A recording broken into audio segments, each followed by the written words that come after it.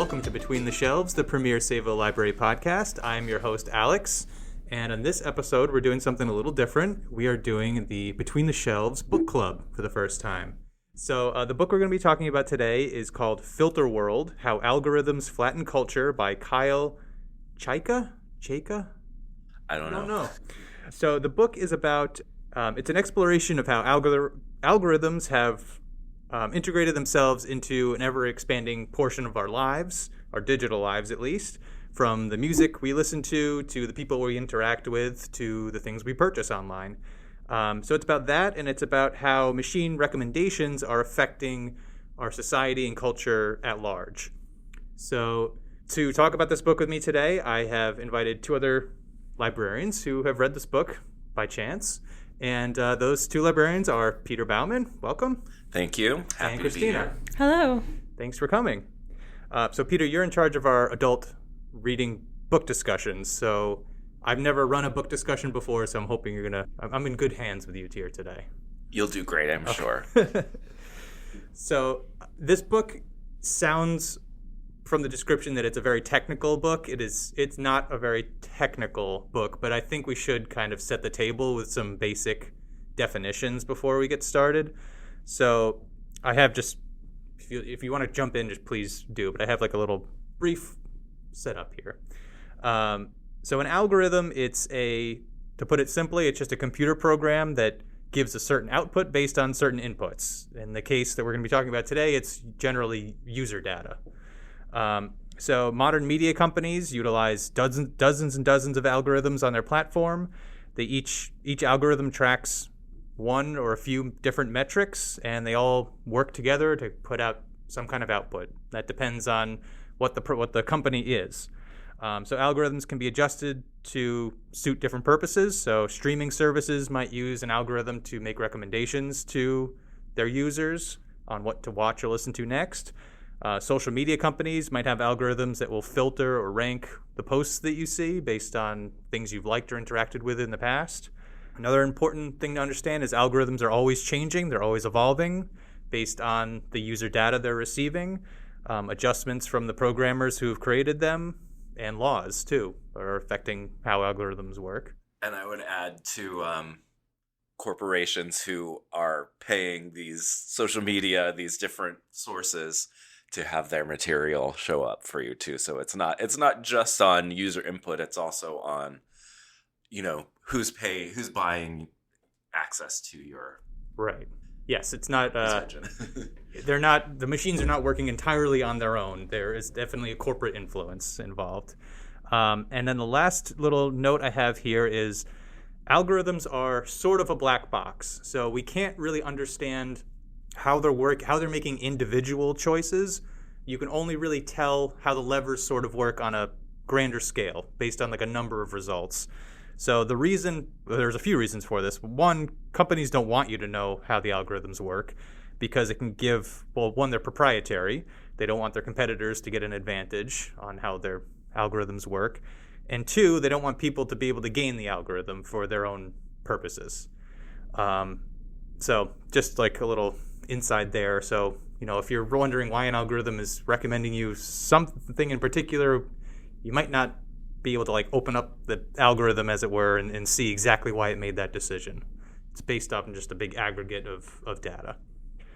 All right, I think we've set the table for what algorithms are. And so this book kind of breaks down algorithms into like a few different companies or a few different areas of our culture where they're sort of affecting our lives. So the four main categories that I kind of wrote down are streaming services, so like Netflix, Spotify. The algorithms are making recommendations for us generally. E-commerce, so eBay, Amazon, Etsy. Again, they're pushing products to us that they think we're going to buy. Search engines, Google, Bing. They rank the results of all the searches you do based on algorithms, based on relevance and authority of the authority of the sources. And then lastly is social media. TikTok, Instagram, Facebook. Makes perfect sense. Algorithms they're running the news feed, they're running what posts you see, who the people they're recommending to you, all that stuff to keep you engaged. What ads you're seeing? Yes, thank you. That's basically the ultimate goal of all these algorithms, is to sell you something in the end, or to sell your personal information. So, yeah, we can't forget that there is a consumer profit-driven motive behind all of this in the end. Capitalism is always the bad guy. And usually the product is your data. That's Yes. one of the interesting things he talks about is, with Amazon, it's also you're buying something or whatever, but with a lot of it, with social media in particular, it's, they're selling your data. That's why you don't have to pay anything for Facebook, because you are the product, not the consumer. Yeah, that's why if you search for something in Amazon, you'll start seeing ads for that thing you searched for on every other website that you're searching for, because Google's buying and selling that information, Amazon's buying and selling that information, and so forth. So one of the main points I think this book makes is, what is the author's name again? I'm sorry. Kyle Chayka? Chayka? I listened to a podcast with him on it too. You would think I should have remembered. All right. I'll every time we mention his name, I'll go in and post editing and replace it. The author. So one of the points he makes is that algorithms, even though they say they're making recommendations for you, they're not truly personal. They have different motivations behind it, and they're more clustering you into fit a certain profile and then recommending things to that profile of a person, as opposed to making like a truly personal recommendation. What are your thoughts on that? Do you kind of like agree with like that assessment of? I do. I think what it does is it just shows you what you already like, kind of. It shows you the same thing it doesn't challenge you. It shows you not only what you like, but what people like you, however they define that demographically, are like. And I think the difference between that and a real recommendation from a person is it doesn't have a point of view. It's just, it's recommending it based on a set of, a data set, basically, which, sort of labels that the algorithm has put on you. Yeah, that you can't see. Yeah. Which is an important part of it, too. Like, you don't know how they're categorizing you, but they're basically choosing things that it thinks people like you have also seen.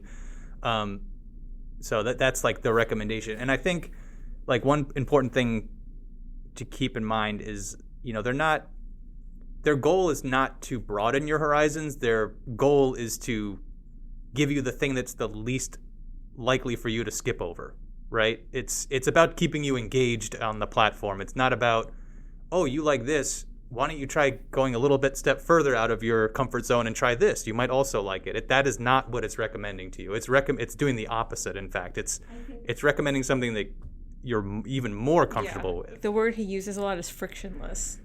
Yes, that's a great way of putting it. I think the goal is, it wants to give you something that will make you collect more data. So whether it's something you will interact with, which is, at least the way they define it, is something that you already have some sort of connection with, Yeah, it's very different, and this is a whole category I want to talk about later on. It's very different from a personal recommendation that you get from somebody that you trust, or somebody that thinks they know you on a personal level. It's very, very different from that. I want to add too, but I think that what the algorithm does is there's like kind of two sides to the coin, because it shows you things that are frictionless, but it also shows you things that are getting a lot of engagement, which are controversial. So it at the same time, it encourages division while showing you only things you already agree with. I'm always like the default algorithm I'm thinking of is like Spotify and Netflix, but again, the algorithms are everything. Your news feed, everything, Facebook. So yeah, it's absolutely fueling the divisions we're seeing online or in our culture. It's just adding fuel to the fire, because it's like you said, the most controversial things are the things you're most likely to click on. Yeah, and I think sometimes the goal of the controversial things is to make you make more content to be engaged with too. So it's sort of gives an incentive for creators to make more on TikTok content. And Instagram, you can stick into someone's video and then add your point of view, a reaction or the feedback loop is dangerous, and YouTube's a perfect example of this. you watch one video and then YouTube says, okay, you like this video, and then it's just going to flood your feed with more of that video. And if that's all you're seeing, that's all you're going to have a chance to click on, which then feeds the beast. It keeps it going. So like in a way, like the algorithm becomes more rigid almost over time. Like as the feedback continues, it's really solidifying or putting you into a corner of what it thinks you will watch. Yeah, I think that like I think this is particular too for social media.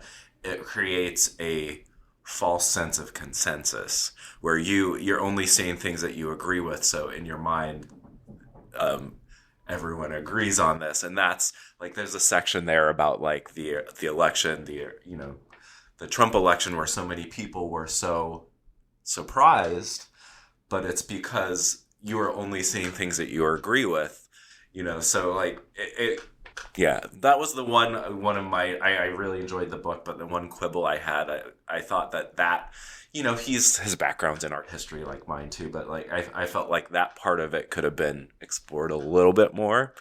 Maybe it wasn't, because to me that's the part that's the worst for society. But yeah, he does a large portion of the book. He focuses a lot on like Spotify and Netflix and culture. Yeah, like on culture, not on how it's affecting like laws, not on politics. Yeah, politics. He talks about it a little bit, but yeah, I agree that is a thing I would have liked to see expanded a little bit more.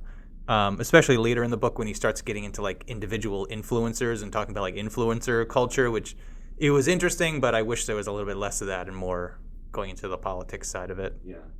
So I think another point that I really liked about the book is they talk a lot about taste and how like your taste is developed. And again, this is kind of getting away from the politics stuff again, but more the Spotify and Netflix. But I thought that was really interesting because he talks about how we develop our taste over time and how your taste is really what is unique to you. And your taste is developed by encountering things that challenge you. And the algorithms are very much not fostering that mentality at all. They're about giving you, again, like frictionless things, like you were saying. I don't know. Do you have any thoughts on that? I found that really interesting. Yeah, I think there's two. He talked about this too, specifically with Spotify and that sort of thing, or Apple Music. They don't give you any material to explore. Like when I was growing up, you were buying records or CDs or tapes, and there's information on there. Like you could read about, where was this recorded, who played who was the producer on this, and they don't offer any context to the music. It's just a title and and I something that I wrote down when I was reading this part was the algorithms don't require any investment. And that's what was different before, when you had to seek it out more. Even when he was talking about like, going on, he didn't say this, but one that I used was like SoulSeek, which was like a music download thing, or those, you had to wait sometimes an entire day for a download and you had to search it out. Where now it's just presented to you with no context. Right. And so you have no investment in it. And on top of that, you didn't have to pay something for it specifically. You paid a subscription fee. But like if you paid, $15.99 for a CD, you're going to try to listen to it more than you would. And the whole thing. Yeah. What do you think, Kristina?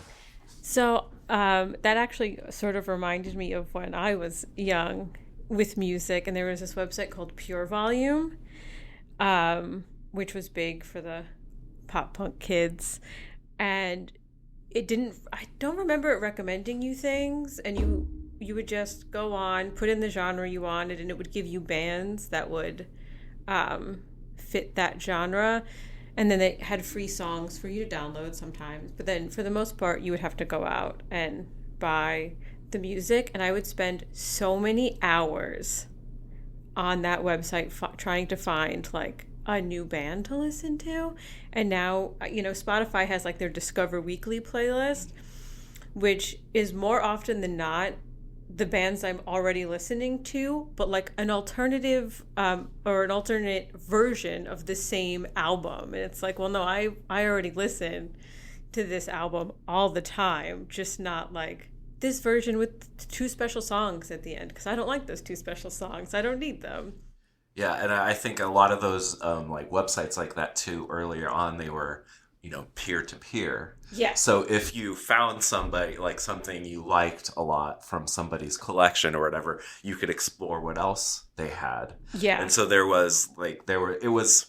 he talks about it at length about curating. They were curated by a person, not just by a set of, data. Yeah, and that is like the taste thing that I'm talking about. Like you develop your own taste based on finding similar tastes and building off. Like you might not agree with everything that somebody you found on a random website's, all of their tastes, but you'll try it and you'll find the things that you like and you kind of build it from there. But going back to what you were just saying about like, you'll spend more time with something, before algorithms. Like the author was saying, nowadays with like Spotify, for instance, there's this skip button. If something doesn't engage you in 5 seconds, you can just hit skip and you get the next hit, the next whatever. But when I was growing up, like you said, like you could only afford a few albums, so you buy the album. It's usually a shot in the dark. You might know one song off that album, but like that's it. Like that's the CD that you have that week or month. So you're gonna listen to it over and over and over again. And that's something that you don't get now with the abundance of streaming services. You just get everything all at once. Yeah, and that's how a lot of albums become part of your like DNA. Like absolutely, because you listen to them so many times as a youth, and now with Spotify, it's like, well, there's so much music coming out that I can listen to. Like there are albums growing up that I listen to still today that I don't. If I was born now in the age of algorithms and Spotify, I would not listen to these albums because they don't fit like my identity right now. You know what I mean? Like I don't know, like pop punk or something, for instance. Like I was into that at the time, and I had like those were like one of the few CDs I had, so I listened to it over and over. It's burned in my head, so there's like a nostalgia factor to it. But if I was born today, like I might listen to like that one song from that album sometimes, but like I would just skip over the rest or something, and I know that's. Sorry, just going on. No, I think it's really interesting because I think that's true. You're incentivized, and sometimes you end up liking something a lot more because it wasn't the kind of thing that, sometimes the kind of thing that you don't immediately like is better overall because you invest and you take some time and you find out there's something more to it than. And I think that something that's important to talk about in relation to this too is it also incentivizes people who are creating music to not make music or, television or films or any, culture that isn't immediately likable, because if it's not, then you won't see it. You won't even see it if people aren't engaging with it, if people aren't immediately like not watching the TikTok that it's on or whatever, then it disappears. Yeah, and there's a lot of anecdotes from the book. Like the one that comes to mind is the illustrator on Instagram who, she was getting some traction for her illustrations, but she was noticing that she was doing like handwritten script posts, like just like like a quote or something in her handwriting, and that was getting more traction. So she basically stopped doing the illustrations, the thing that she loved doing, and only did these script posts because that was getting her more traction online. And then it got to the point where she started gaining so much popularity with her script posts that she started gaining like negative followers, like haters online because they didn't agree with this sayings. So she was kind of caught in this like self-made trap almost. I don't know, it's just really interesting. And then there was another one about an artist, musician, she would write songs, about like her struggles with mental health and things like that, and then those songs would not be doing as well on whatever streaming service she was on, YouTube I think it was. So she would just stop doing those songs. Like say what you will about like music, but like that's probably not doing much for her mental health if she can't express those feelings. I think, I don't know if it was in this book or something else that I read, but someone mentioned that with like Netflix shows, a lot of them are specifically created so that you don't have to put your whole attention on the show. And if the shows get too complicated, then the Netflix execs want them to like not dumb it down so that people don't have to pay as much attention because they're going to be on their phones.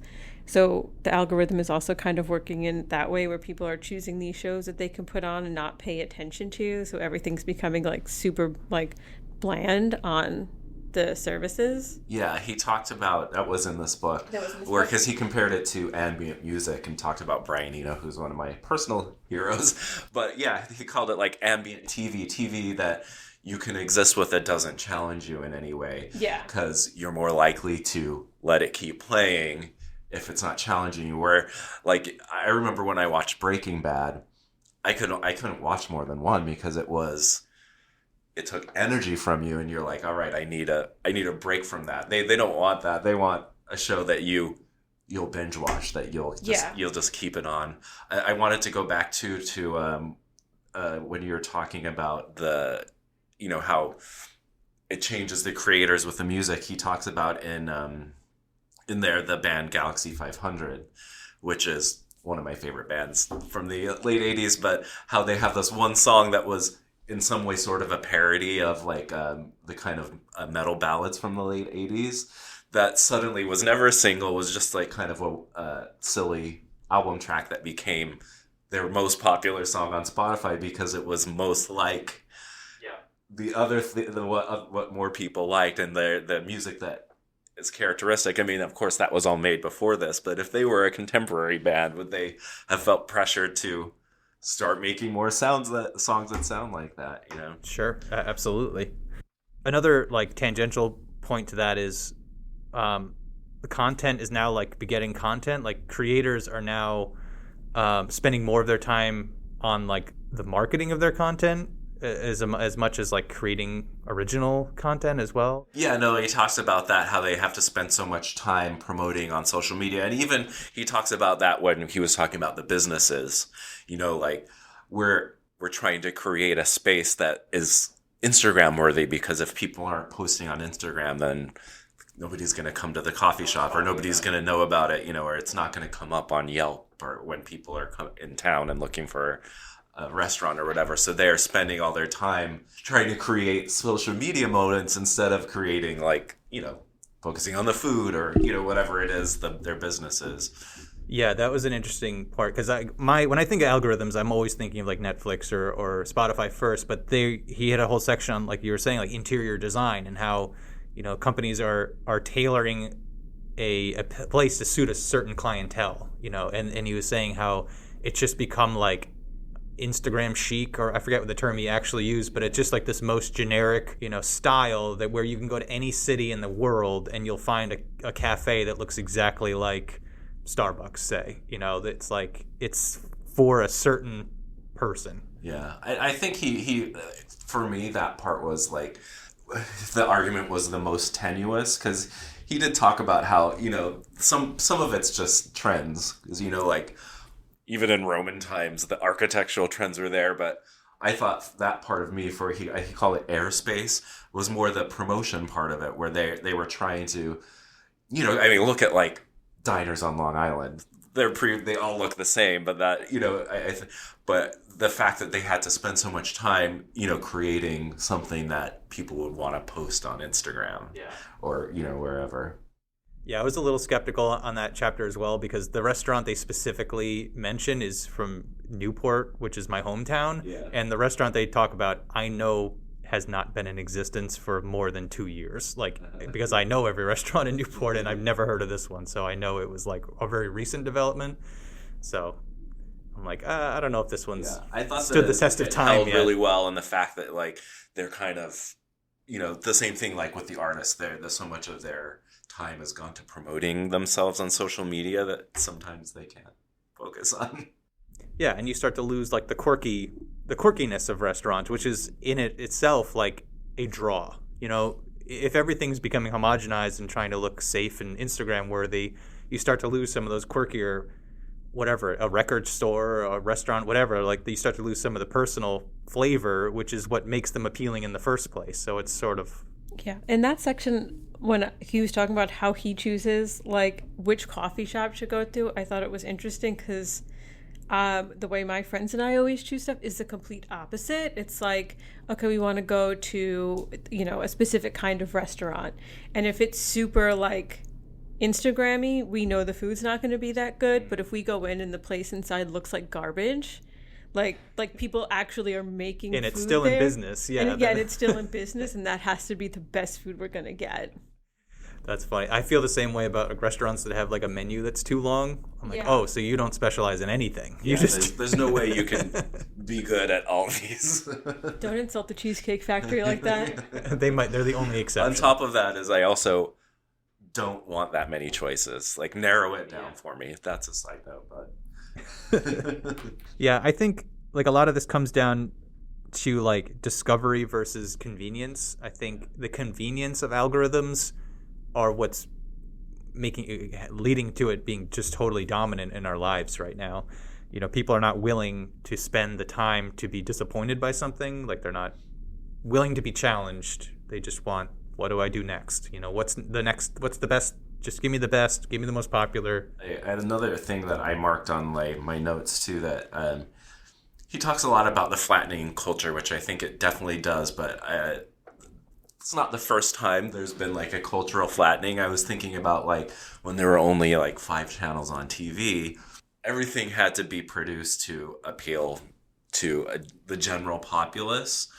So a lot of it was, watered down. It was flattened in a lot of ways. But the difference that I see with that is it was creating a shared experience. Whereas now the culture is being flattened and watered down for you, but it's also splintering culture so that we don't have any. We all have our own version of the lowest common denominator product, which was at the very least the lowest common denominator in, the past was doing that to appeal to everyone. So you had like, shared experiences, like everybody watching the same shows or, and now we don't really have that. Like, yeah, that's a good point. As librarians, like somebody will come in and like a lot of people come and it's usually older people and ask for like Yellowstone TV series.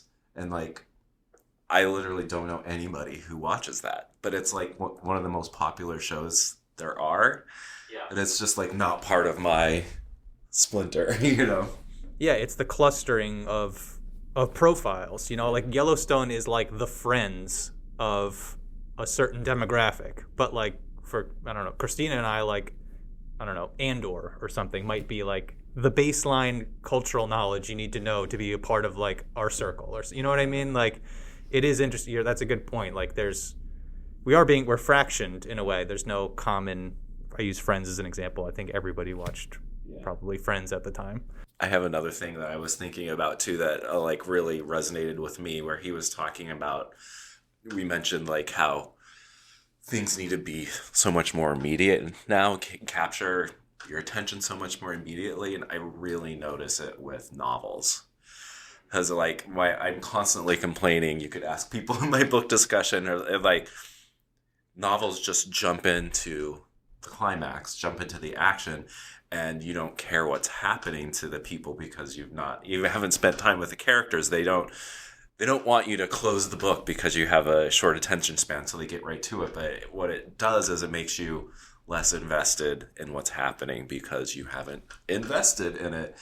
And I think that for me is one of the first elements of this that I noticed, probably for years now, that like novels aren't written in the same way. They don't expect you to have any patience. Yeah, they're written more like Hollywood screenplays instead of like novels. Yeah, or like the pilot of a show will be like the first chapter of a book. It has to like immediately grab your attention, or they know you'll just bounce off of it. Speaking of that, the trends on like specific like book talk and stuff with the algorithm, I've noticed, I don't get that much. I don't have a TikTok, but on my Instagram reels, if I get any book related content, it's people complaining that because the algorithm is so trying to hit as many people as possible with a lot of the same things, that like if they want to borrow a book from the library, the holds lists are like months and months long because everyone's been shown the same video of someone hyping up one book. Yeah, Colleen Hoover, The Fourth Wing, romantasy books, things like that. So it's sort of also negatively impacting people in that particular way. Yeah, it's a challenge for libraries too. Like if Colleen Hoover is like the hottest thing right now, you know, do we buy 20 copies of the Colleen Hoover book to, like, you know, satisfy that holds list, even though knowing in like a month or two no one will, it'll be somebody else.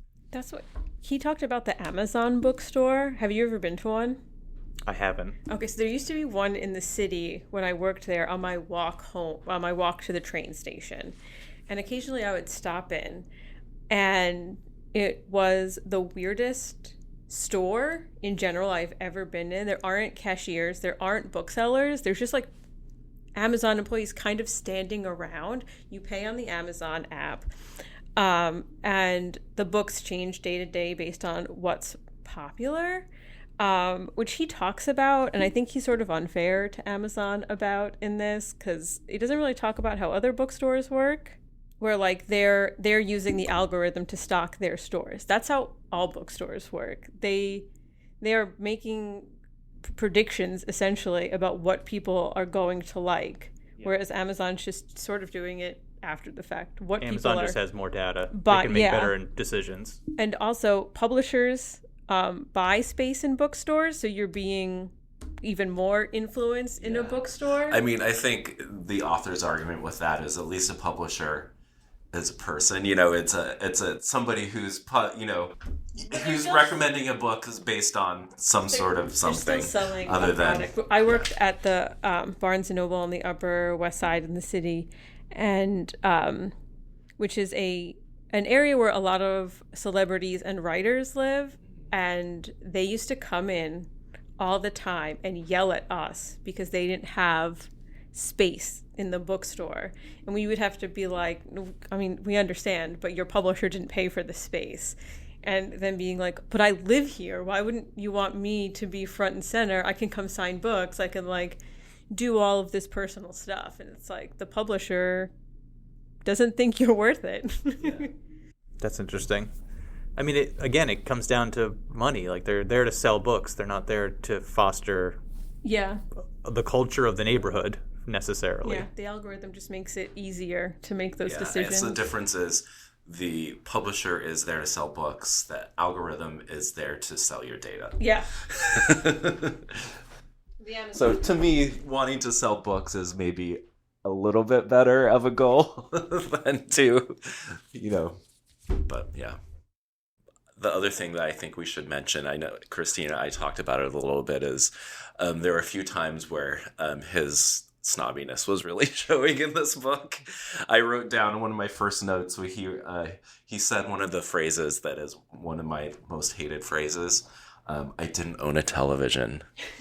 And that's like, and he studied art history. That's what I studied in undergrad and briefly in grad school. And it's like, I just really sensed a lot of the pretensions that that made me leave my art history grad school, because, I saw a little bit of snobbiness too about genre fiction.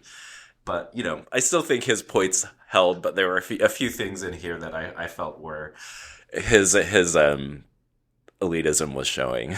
Yeah, and that is a good point of like a criticism of the book is, if not an algorithm for making our recommendations, then like what the alternative is tastemakers, and that brings its own whole set of problems with it, because who is a tastemaker?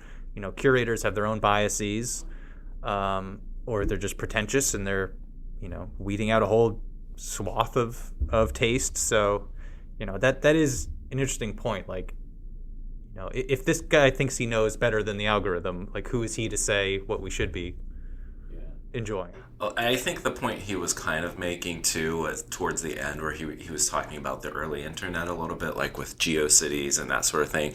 Whereas he's like, the promise of the early internet was that it was like a peer-to-peer kind of thing. So if we had a more open internet that was people managed instead of algorithm managed, then maybe that's the ideal way for culture to be exchanged by, meeting your peers.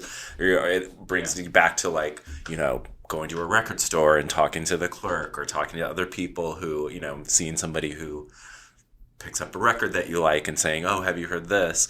I think that kind of was what he was going for at the end. We're talking about, like, I don't know if it's possible to. I don't think these people are going to let go of their algorithms, but yeah, it's kind of like, do you want to have like a loose association with, like, I just keep using Spotify as an example, but like, do you want to have like a loose connection with Spotify for building your taste, or do you want to have like a strong connection to like a niche group of people who are interested in like a niche thing, like online, that you can find to build your taste? I think that's like kind of the dichotomy that he's kind of presenting, and I think there's an argument for both. I mean, if you get too niche, you might find things that like really speak to you, but you're closing the window, you're closing the doors on other things, other experiences. I mean, it kind of reminds me too, and like my perspective too is, maybe it's a little hopeful, is that there's going to be something that rises up to counter this. There's going to still be culture that comes up outside of it that's going to make its way. Because I remember, like, the same thing kind of happened with music and movies in the late 70s and 80s, where there was like the Frampton Comes Alive album that was like multi-million, and that was the first album that the record companies realized, we could be making a lot more money on this stuff than we are. So then they started really going into that. And the same thing happened with blockbuster movies in the 80s. You stopped seeing as much of like the art house film or whatever. But, by the 90s, there was like the independent film and music movement still managed to filter up. My guess is that something will still come up, in spite of all the attempts, because that's just how things work. People will get tired of the same thing, and something is gonna get their attention, specifically because it doesn't fit within the algorithm or whatever. Yeah, that's interesting. I could definitely see that happening. It kind of comes in waves. I think we're almost at the crest of the wave of a homogenous kind of culture right now, because using like the Marvel movies as an example, like everybody had seen all the Marvel movies up until like Infinity War or whatever, like the big one was, and then now no one seems to care as much anymore, and we're starting to lose it. And I think there's kind of like a burnout with, people start to eventually crave, like, I don't want to be part of the crowd. I don't want to be a sheep, like, to put it crudely. So yeah, I think it does come in kind of waves, but I think what will bring this next like post-algorithm sort of filtering is AI. I think that could be what does it, because AI, even though it's built on huge sets of data, it is collecting it from things like Reddit and things like personal communications online, like individual communications. So we don't know, like, speaking of black boxes, like, we really don't know what's happening in the AI black box, but that could be I'm using could, like, we don't know. It could be the thing that's making more personal recommendations than an algorithm that's trying to necessarily sell you something. Now, or maybe they'll take over and be really good at making their own. Maybe they'll become sentient and make music you could never have imagined. Or we could totally lean into AI, and AI could just be making extremely personal content for us, like truly individualized content. Sorry, I'm going way off the deep end there. Or maybe they'll slaughter us all. Hopefully. That's why I always say please and thank you when I use AI. You get better results that way, but we'll save that for the AI podcast that I do want to do. So I think, like, the one thing I wanted to kind of close on was, where do libraries, tying it back to libraries, like where do libraries fit in with the whole algorithm business or non-algorithm based recommendations? I think, well, for one thing, these streaming services have, you might not realize it, but have a much more limited catalog of titles than your local library does. So, for instance, Netflix has under 4,000 movies and shows on Netflix right now. Sayville Library, that we're in right now, has almost 18,000 titles. Unique titles. Add all of Suffolk County. And Suffolk County's 32,000. I didn't even look at NASA, but in Suffolk County, there's 32,000 unique titles. DVDs. I'm limited. That's just DVDs. That's also a thing that algorithm, it gives a false sense of completion, like we have everything, which they really don't. Yes, that was the most interesting, actually, when he was talking about how the streaming services will change the cover photos of TV shows and movies to fit whatever label they've placed on you. So if you think you're like a romance watcher, it's going to change all of the covers on the movies and TV shows that it's recommending to show some kind of like romantic connection. And sometimes it makes it so it doesn't reflect the content of the movie or TV show at all. It just reflects what it thinks you want to see. Yeah, that was creepy. Yeah, I had no idea that. Yeah, happened. Now I'm hyper aware every time I watch a new show or see a new show on Netflix that it's recommending to me, where I'm like, I'm actually going to go find a different summary of this, not from Netflix, and see if this is actually what I want to watch. So like the libraries, I think, because we are not curating our collection in a way that's saying like, if you like this, watch this, or we don't, we have new things that are released, but other than that, we only have 2, maybe 3 displays out every month, and that's usually related to like a holiday or something that's going on. We're not like tailoring it to you, which I think is a benefit, because then it brings back the magic of you have to actually go through the aisles and look through the titles and hold something, look at it. Of discovering. Or if we have a display, sometimes it's things that we liked, and we might have a very different perspective than you do. And so this reminds me of, if I can, toot my own horn a little bit, our Horrorween challenge we had for the first year last year with horror movies. There's a podcast episode on that, so you can look to that. I had a patron. She actually was the winner of the raffle, but she was doing our Horrorween, where you watch movies, different types of horror movies, and you get a ticket for every different subgenre. And her husband, she made him watch, and he did not like horror movies at all. He was not a fan. And he ended up watching all the horror movies with her. And at the end, they won movie tickets to the Sayville Theater. And he suggested that they go use them to see a horror movie. She sent me a picture and everything. So that's an example of someone being challenged and ending up really liking something that they didn't like before. Yeah, it just comes back to like taste. Like, you don't necessarily know what you're going to like going into it. And another thing that we didn't talk about is like algorithms can't truly know who you are on a personal level, because our taste is not just informed by what we watch most often. Like, I like things ironically, like that are bad. I would like something bad ironically, or another thing we haven't mentioned is like algorithms can be ruined if somebody else watches something on your account. Like, it just can't account for that. Always gets mad when I listen to his Spotify account, because he's like, you're messing up my recommendations. My YouTube algorithm is destroyed. I have a 4-year-old, so now it's like Thomas the Tank Engine, and then my wife will watch like a Taylor Swift music video, and like all of a sudden my algorithm is ruined. That's really funny. We have like a shared YouTube premium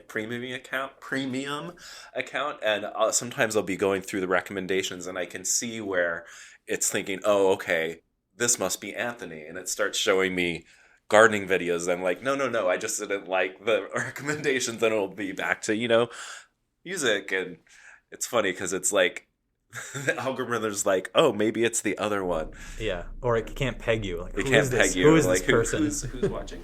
I also have a sort of tangential anecdote about the algorithm. So there is a YouTuber that I really like, and they do a couple of shows. It's three guys, and they recently had a bit of controversy because they wanted to move off YouTube and start their own streaming service for just their videos and charge for it, which people were very upset about.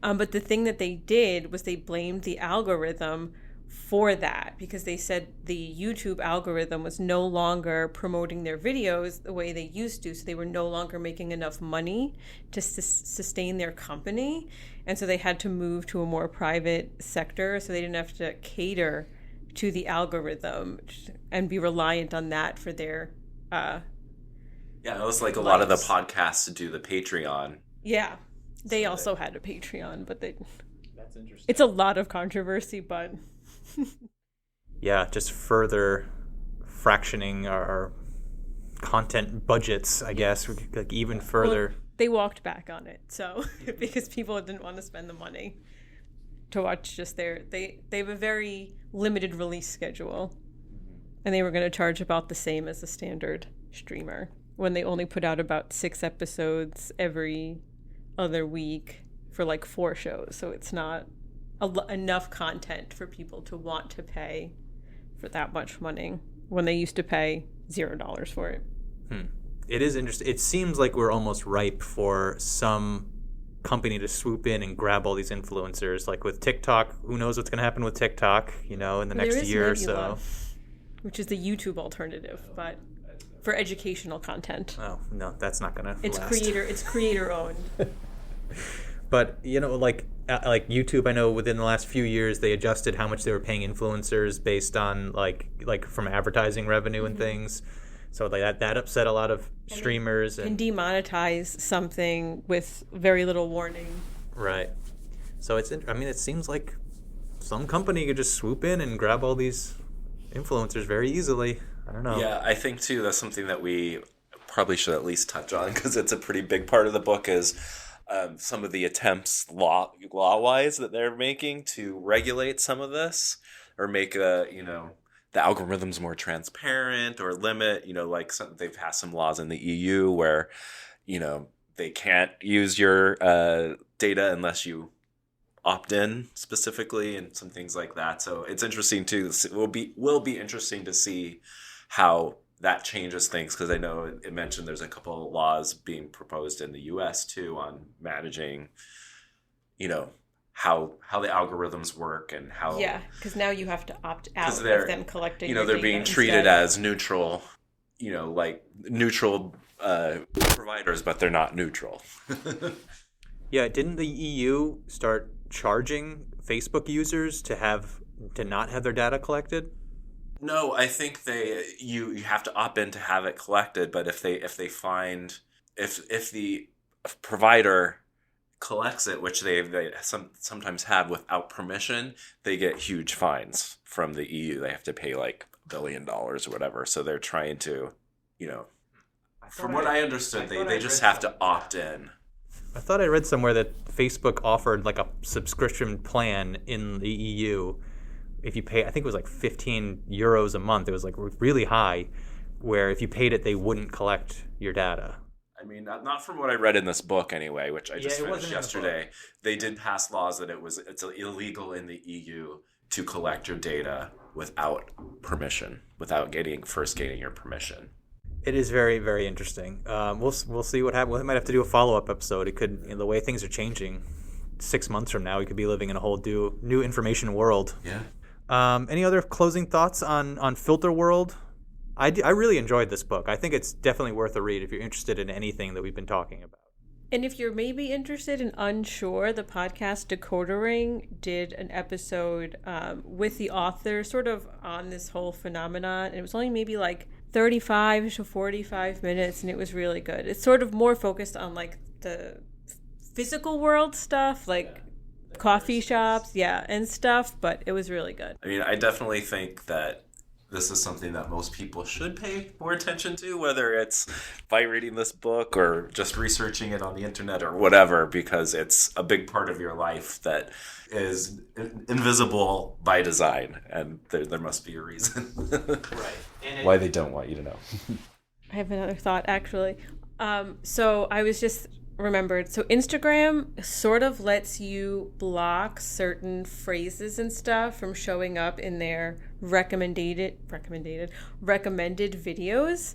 So stuff that's featured in captions or hashtags, you can sort of like block and ask them not to send videos for, but you have to be hyper specific and you have to come up with every single synonym you can think of. So you're really only getting the illusion of control over what you're seeing. So like I personally have tried to remove all Harry Potter content from my feed.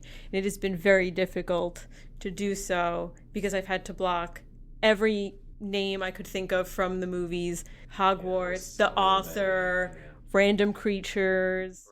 Well, and then there's the other thing you'll see on social media too, where they know there are certain words that get filtered out, so they'll do like a fake spelling, or they'll use another, like saying unalive instead of dead, that sort of thing. Yeah, that's interesting. Like, because I know you're a Lord of the Rings fan, I'm sure the algorithm associates Harry Potter with Lord of the Rings. Like, I'm sure there's a very strong connection there for most people, so it's probably like, well, obviously you want Harry Potter stuff too. So, yeah, that's interesting. And, I mean, I guess, like, the last thing I would say is, we talk about Harry Potter and we talk about music and things, but the algorithms are affecting, like, who you interact with, too, like, in the virtual, in the digital world. So, it is something you should absolutely be aware of and conscious of when you're participating in any virtual space, especially social media and Facebook.